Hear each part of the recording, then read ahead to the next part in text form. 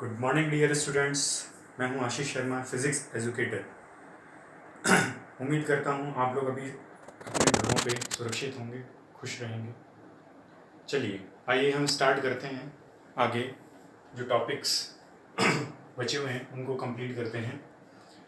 अपना जो last topic था उसमें मैंने ये बताया था कि जो गोलीय दर्पण है, स्फेरिकल मिरर्स हैं, उनके थ्रू अपन इमेजेस कैसे बनाते हैं। डिफरेंट डिफरेंट कंडीशंस में ऑब्जेक्ट को रखा जाए, अलग अलग स्थितियों में वस्तु को रखा जाए तो प्रतिबिंब कैसे बनता है।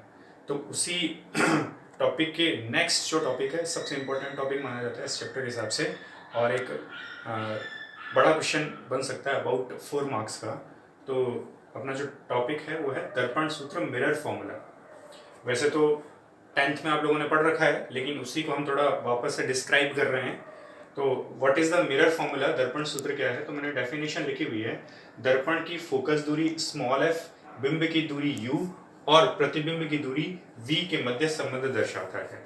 मतलब मिरर फॉर्मूला जो है, दर्पण की जो फोकस दूरी है, कौन सा दर्पण अपने पास में, अवतल दर्पण है या उत्तल कोई भी हो, गोलीय दर्पण है, उसकी फोकस दूरी क्या है, उसकी बिंब दूरी क्या है, उसकी प्रतिबिंब दूरी क्या है, इनके बीच में एक संबंध दर्शाने का काम करता है। तो अपन ये बोल सकते हैं कि mirror formula is that formula which relates the focal length with the distance of object u and distance of image v।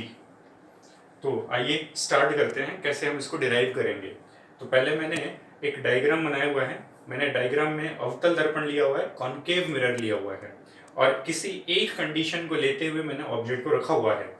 तो ऑब्जेक्ट मैंने कहाँ रखा हुआ है, आपको दिख रहा है डायग्राम के अंदर कि मैंने ऑब्जेक्ट रखा हुआ है सी और इनफाइनाइट के बीच में। इनफाइनाइट इधर और इधर सी है, इसके बीच में मैंने ऑब्जेक्ट रखा हुआ है ए बी।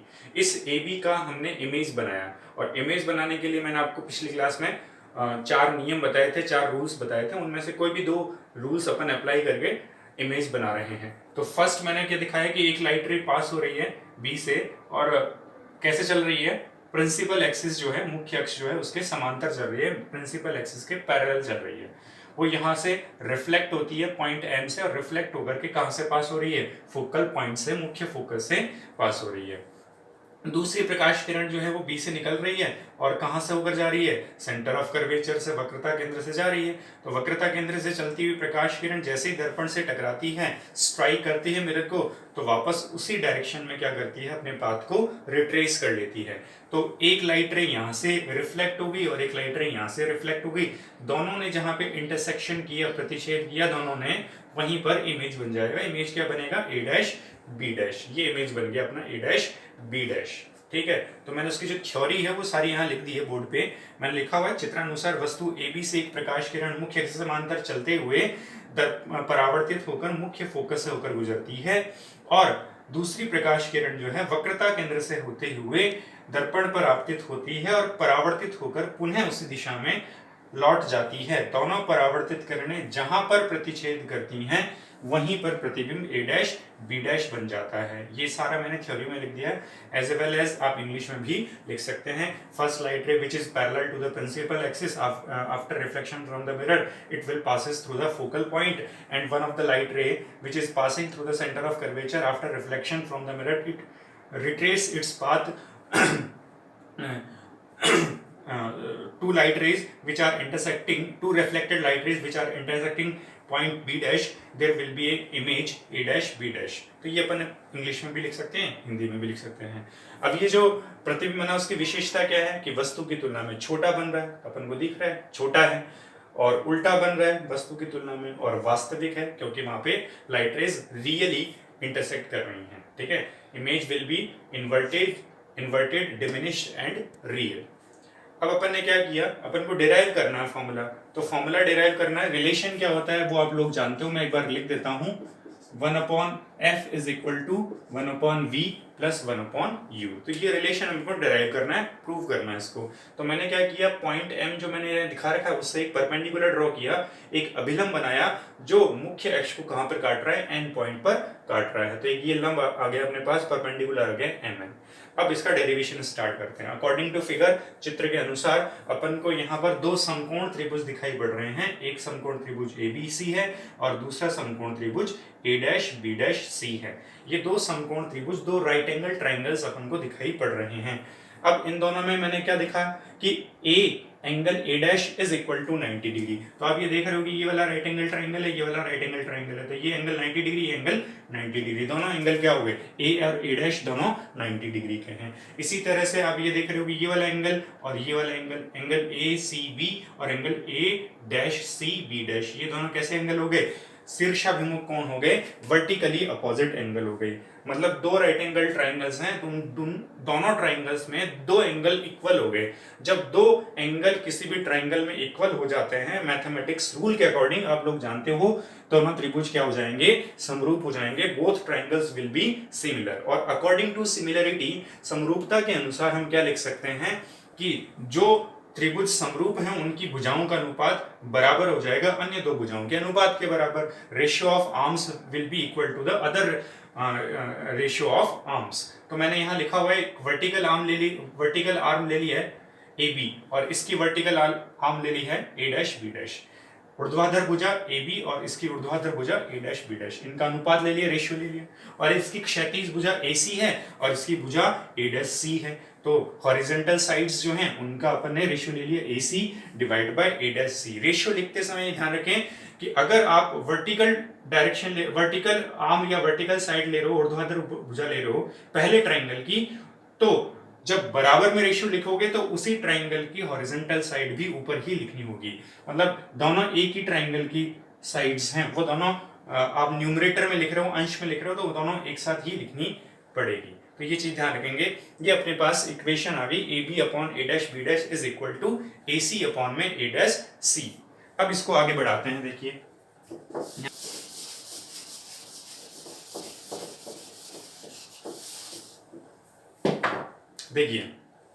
अब इसी डायग्राम में वापस अपन देख रहे हैं कि यहाँ पे भी दो राइट एंगल ट्राइंगल बन रहे हैं, दो समकोण त्रिभुज बन रहे हैं एम एन एफ ये वाला, और एक त्रिभुज ये बन रहा है ए डैश बी डैश एफ, ये भी एक राइट एंगल ट्राइंगल है। तो वापस दोनों ट्राइंगल्स ले लेते हैं। तो यहाँ लिख देता हूं मैं अकॉर्डिंग टू फिगर, हिंदी में लिख देंगे चित्रानुसार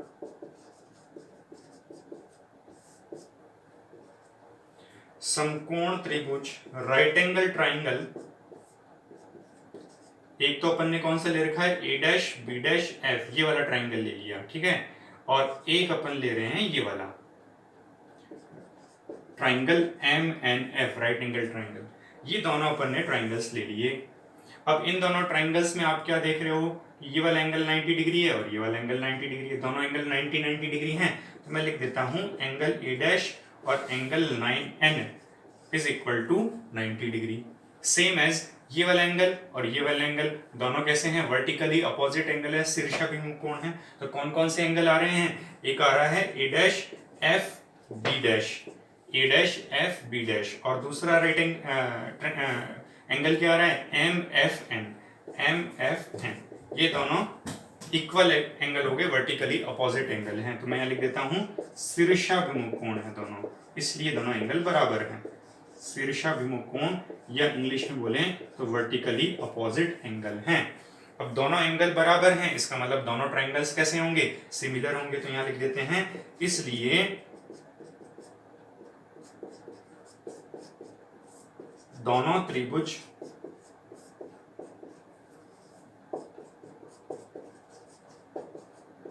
समरूप होंगे, अतः समरूपता के अनुसार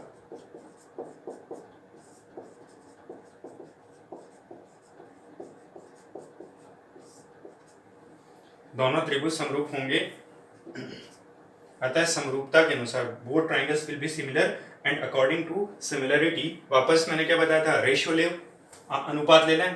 तो इसकी मैंने वर्टिकल साइड ली mn, इस ट्राइंगल में mn ले ली, ठीक है, और इसकी वर्टिकल साइड हो गई ए डैश बी डैश, ऊर्ध्वाधर भुजाएं mn ए डैश बी डैश। फिर क्या बताया था मैंने, क्षैतिज भुजाओं का अनुपात।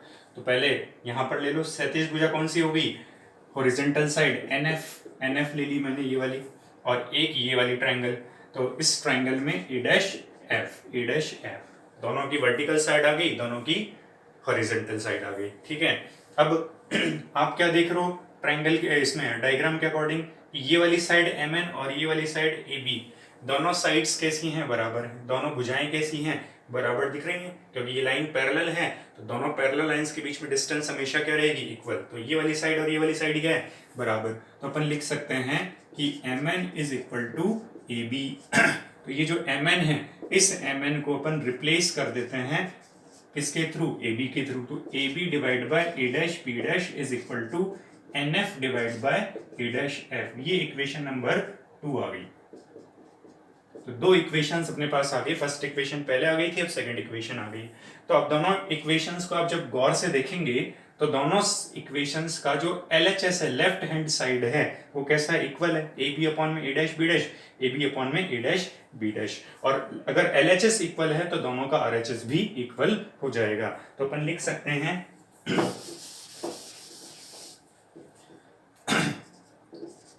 समीकरण 1 व 2 से according to equation first and second, ऐसा लिख सकते हैं इंग्लिश में। तो मैंने दोनों के LHS इक्वल कर दिए तो दोनों के RHS भी इक्वल हो जाएंगे। तो इसका RHS क्या ले लिया अपन ने? AC divide by A dash C, और इसका RHS क्या ले लिया? NF divide by A dash F। ये अपने पास रेशियो आ गया। अब वापस डायग्राम पे आते हैं। डायग्राम पे इसलिए क्योंकि अपन को उन सबकी वैल्यूज लिखनी होंगी। तो अपन कौन कौन सी वैल्यूज इस डायग्राम में जानते हैं, पहले उनको अपन डायग्राम में शो कर देते हैं। तो अपन ये जानते हैं कि P और F के बीच में जो लेंथ होती है वो फोकल लेंथ के इक्वल होती है, P और F के बीच में। तो ये अपन को मालूम है। इसी तरह से अपन ये जानते हैं कि P और C, इन दोनों के बीच की जो डिस्टेंस है वो किसके इक्वल होती है? तो ये इक्वल होती है किसके? रेडियस ऑफ कर्वेचर R, वक्रता त्रिज्या के बराबर होती है। तो ये जानते हैं। इसी तरह से ऑब्जेक्ट रखा हुआ है पॉइंट P से, कितने डिस्टेंस पर रखा हुआ है? तो ऑब्जेक्ट की डिस्टेंस फ्रॉम द मिरर ये लिखी जाती है U से।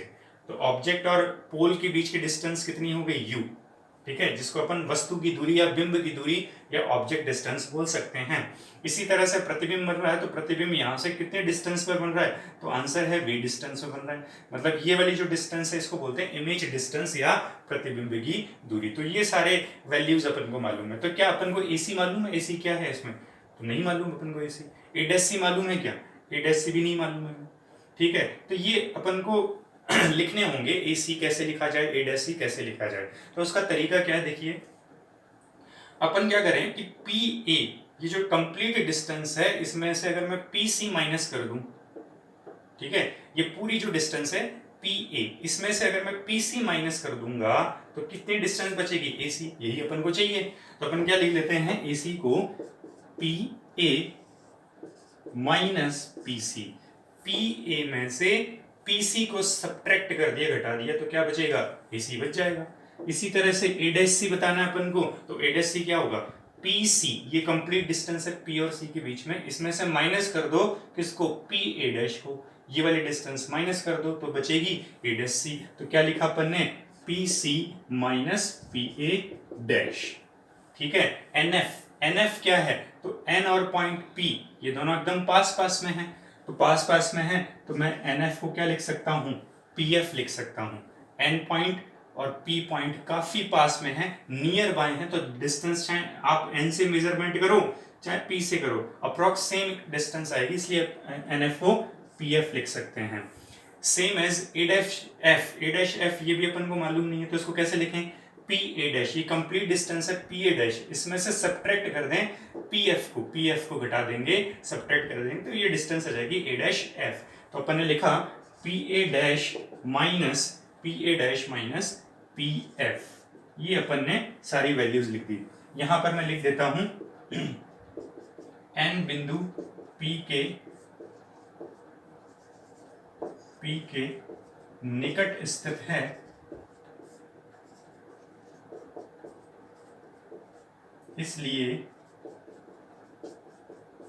NF is equal to approx equal to PF। ये मैंने लिख दिया साइड में, ठीक है। अब ये सारी वैल्यूज आ गई अपने पास में। अब आगे बढ़े तो अपन ये सारी वैल्यूज जानते हैं। PA किसके इक्वल है? PA किसके इक्वल है? तो P और A के बीच की डिस्टेंस किसके इक्वल है? U के इक्वल है, तो U आ गया। अब U डिस्टेंस है, तो मैंने कहा था डिस्टेंस जब अपन लिखेंगे तो साइन कन्वेंशन या चिन्ह परिपाटी नियम इस्तेमाल करेंगे। तो डिस्टेंस कहाँ से मेजर करनी होगी, पी से, और पी से स्टार्ट करके कहाँ तक जाएंगे, ए तक जाएंगे। तो कहाँ जा रहे हैं, ऐसे चल रहे हैं अपन, ऐसे चल रहे हैं, प्रकाश किरण इधर जा रही है, अपोजिट टू द रे चल रहे हैं, प्रकाश किरण के विपरीत दिशा में चल रहे हैं। तो जो डिस्टेंस अपोजिट ली जाएगी पर लाइट रे के, वो हमेशा नेगेटिव लिखी जाएगी। तो पी ए की वैल्यू माइनस यू आ जाएगी। इसी तरह से पी सी क्या है, पी सी, पी और सी के बीच की डिस्टेंस, तो पी और सी के बीच की डिस्टेंस कितनी बताई थी मैंने, आर बताई थी। और पी से सी की तरफ चलना होगा, तो इसमें भी प्रकाश किरण के विपरीत चलेंगे, अपोजिट टू द लाइट रे चलना पड़ेगा, इसलिए ये भी कैसा आएगा, नेगेटिव आएगा, पी सी नेगेटिव आ गया। इसी तरह से पी ए डैश किसके इक्वल है, तो पी और ए डैश के बीच की डिस्टेंस किसके इक्वल है, वी, और इसके लिए भी पी से ए डैश की तरफ चलना पड़ेगा, विपरीत दिशा में चलेंगे प्रकाश किरण के, अपोजिट टू द लाइट रे, इसलिए नेगेटिव आएगा, इसलिए क्या लिखा जाएगा, माइनस भी आएगा। इसी तरह से नेक्स्ट पी और एफ के बीच की डिस्टेंस, ये एफ के इक्वल है, और पी से एफ की तरफ चलना पड़ेगा, तो अपोजिट टू द लाइट रे, इसलिए ये भी क्या आएगा, नेगेटिव। तो पी एफ को अपन लिख सकते हैं माइनस एफ। ये सारी डिस्टेंस आ गई। अब अपन वैल्यूज लिख देते हैं। तो पी ए की जगह क्या लिखोगे, माइनस यू, फिर माइनस, फिर पी सी की जगह क्या लिखोगे, तो पी सी की जगह माइनस आर, फिर P C again minus R, P A dash minus V equals to P F क्या है, माइनस एफ, ठीक है, P A dash minus V, P F minus F. ये सारी वैल्यूज मैंने लिख दी हैं। अब इसको आगे बढ़ाते हैं, तो यहां से मैं हटा देता हूं।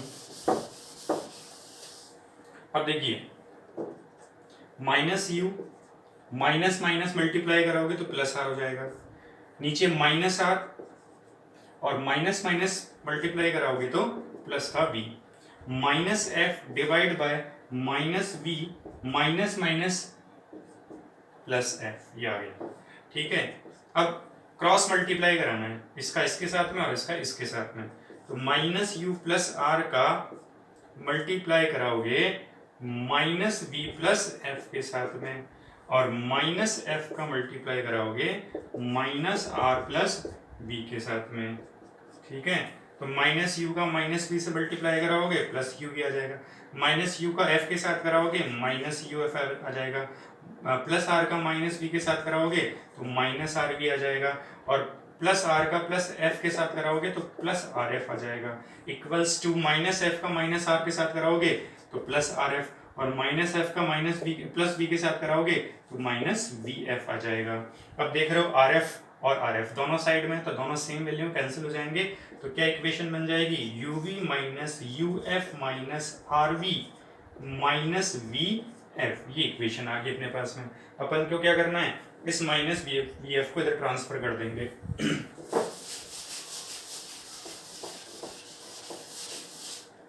तो प्लस यू वी, फिर minus U F minus R V, और ये माइनस वी एफ ट्रांसफर कर दिया तो plus V F equals to 0 हो गया। अब अपन ने पिछली क्लासेस में पढ़ा था कि आर और एफ के बीच में क्या रिलेशन होता है, तो अपन ने रिलेशन लिखा था एफ इज इक्वल टू होता है आर बाई टू, तो then R is equal to क्या हो जाएगा, 2f, जो आर है वो एफ का डबल हो जाएगा, तो अपन इस आर को रिप्लेस कर सकते हैं किसके थ्रू, 2f के थ्रू। तो इक्वेशन क्या बन जाएगी, U V minus U F minus 2fv plus F V is equal to 0। अब माइनस 2fv और ये प्लस एफ वी, इसमें से इसको सब्ट्रैक्ट करोगे तो माइनस की वैल्यू बड़ी है इसलिए माइनस में आ जाएगा, तो क्या इक्वेशन बन जाएगी, plus U V minus U F minus F V equals to 0। अब क्या करना है, आप इस पूरी इक्वेशन में डिवाइड कर दोगे यूवीएफ का, तो अपन लिख देते हैं यूवीएफ का भाग देने पर डिवाइडेड बाय यूवीएफ, ठीक है।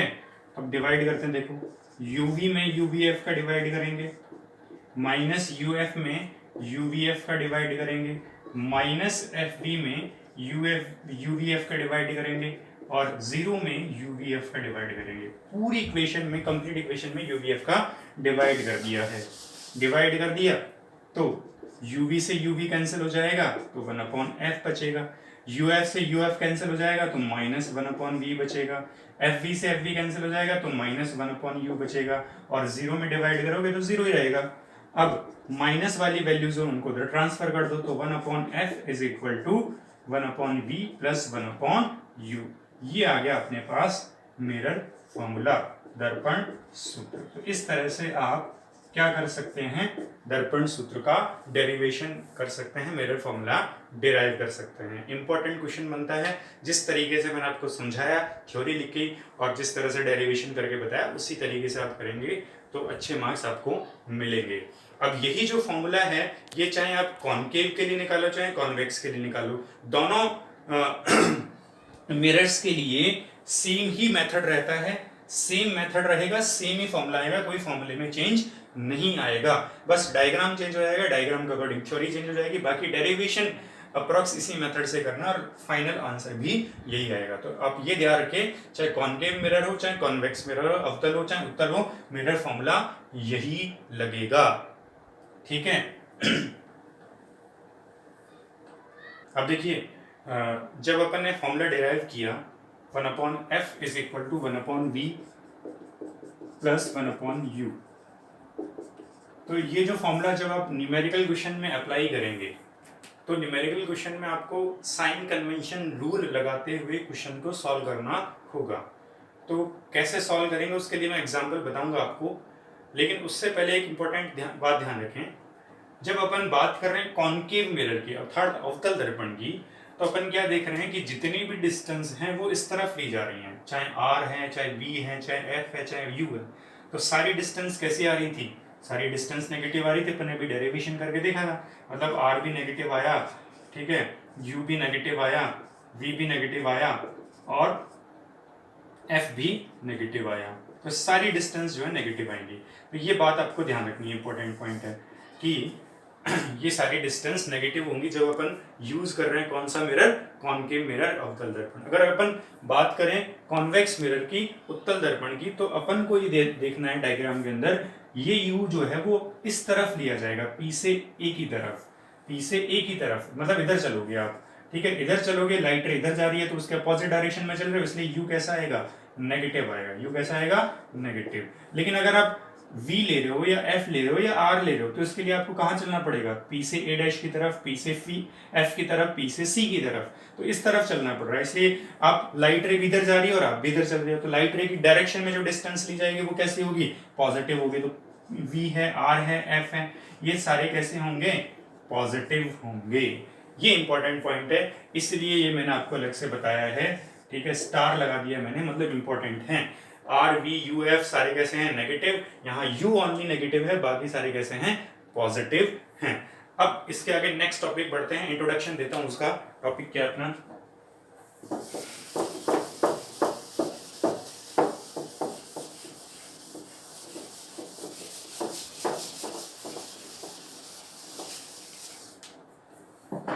अपना जो टॉपिक है वो है आवर्धन,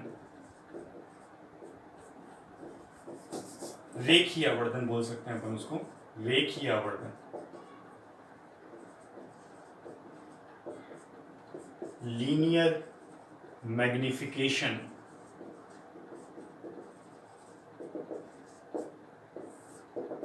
रेखीय आवर्धन, लीनियर मैग्निफिकेशन। आज केवल मैं इंट्रोडक्शन दे रहा हूं, बाकी इसका डिटेल अपन नेक्स्ट लेक्चर में करेंगे। रेखीय आवर्धन या लीनियर मैग्निफिकेशन क्या है, देखिए अपन ने जब अपन ने डायग्राम बनाए थे इमेजेस वगैरह के, तो अपन ने क्या देखा था कि कई बार इमेज छोटी बन रही है, कभी बड़ी बन रही है, कभी इक्वल साइज की बन रही है, सेम साइज की बन रही है, ठीक है। तो अपन क्या करते हैं, उस इमेज का कंपैरिजन करते हैं, किसके रेस्पेक्ट में, ऑब्जेक्ट के रेस में, प्रतिबिंब जो है उसकी हम तुलना करते हैं वस्तु के सापेक्ष। तो जो तुलना अपन करेंगे कि प्रतिबिंब जो बन रहा है वो वस्तु से छोटा बन रहा है, बराबर बन रहा है या उससे बड़ा बन रहा है, उसी तुलना को अपन क्या कहेंगे, आवर्धन कहेंगे। Comparison of size of image with respect to object is called magnification, ठीक है। और अपन अगर बात कर रहे हैं रेखीय आवर्धन या लीनियर मैग्निफिकेशन की, तो हमने जो भी ऑब्जेक्ट रखा हुआ है, चाहे वो कॉनकेव मिरर के रेस्पेक्ट में हो चाहे कॉन्वेक्स मिरर के रेस्पेक्ट में हो, हमने जो ऑब्जेक्ट रखा हुआ है कैसा रखा हुआ है, वर्टिकल रखा हुआ है, किसके वर्टिकल है? प्रिंसिपल एक्सिस, मुख्य अक्ष जो है उसके लंबवत रखा हुआ है। तो उसकी जो इमेज बन रही है वो कैसे बन रही है?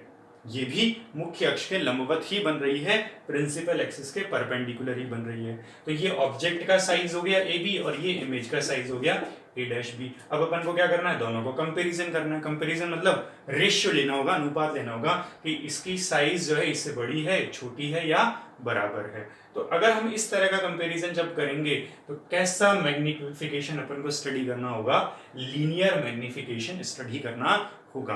वैसे तो मैग्निफिकेशन जो बहुत टाइप्स के होते हैं, लीनियर मैग्निफिकेशन या अपन इसको ट्रांसवर्सल मैग्निफिकेशन भी कह सकते हैं, अनुप्रस्थ आवर्धन कह सकते हैं। मतलब जो ऑब्जेक्ट है वो अनुप्रस्थ रखा हुआ है। किसके अनुप्रस्थ रखा हुआ है? प्रिंसिपल एक्सिस के परपेंडिकुलर। इसके अलावा एक और मैग्निफिकेशन होता है जिसको अपन कहते हैं लॉन्गिट्यूडनल मैग्निफिकेशन। ठीक है, हिंदी में कहेंगे अनुदैर्ध्य आवर्धन। मतलब इसमें हम ऑब्जेक्ट को कैसे रखेंगे? ऑब्जेक्ट रखा हुआ है प्रिंसिपल एक्सिस के पैरेलल रखा हुआ है और इमेज भी कैसे बनेगी? प्रिंसिपल एक्सिस के पैरेलल बनेगी। तो यहाँ पर जब हम कंपैरिजन करेंगे ऑब्जेक्ट के साइज का और इमेज के साइज का, तब हमें कौन से मैग्निफिकेशन के बारे में स्टडी करना होगा? लॉन्गिट्यूडनल मैग्निफिकेशन या अनुदैर्ध्य आवर्धन। तो उम्मीद करता हूं अंतर समझ में आया होगा। ट्रांसवर्सल या linear magnification when object is placed perpendicular to the principal axis, और इमेज भी क्या हो रही है? प्रिंसिपल एक्सिस के परपेंडिकुलर बन रही है। और जब अपन लॉन्गिट्यूडनल मैग्निफिकेशन के बारे में स्टडी कर रहे हैं तो ऑब्जेक्ट और इमेज दोनों कैसे हैं? Parallel to the principal axis के अलोंग रखे हुए, मुख्य अक्ष के समांतर रखे हुए हैं। ये दोनों में डिफरेंस होगा। लेकिन अपन को आरबीएससी का सिलेबस पढ़ना है, आरबीएससी के बेसिस पे अपन केवल एक ही तरह का आवर्धन पढ़ते हैं, रेखीय आवर्धन। अब रेखीय आवर्धन जो है उसकी डेफिनेशन क्या है और उसका फॉर्मूला क्या है, वो कैसे डिराइव करेंगे, वो हम स्टडी करेंगे नेक्स्ट लेक्चर में। आज जो मैंने डेरिवेशन कराया मिरर फॉर्मूला, वो आप अपने घर पे रिवाइज करें, उसको रफ में डिराइव करके देखें, स्ट्रॉन्ग करें, अपने घर पर रहें, सुरक्षित रहें और पढ़ते रहें। इसी आशा के साथ मैं आपसे उम्मीद करता हूँ पढ़ते रहिए और क्वेश्चंस मिलाते रहिए। धन्यवाद।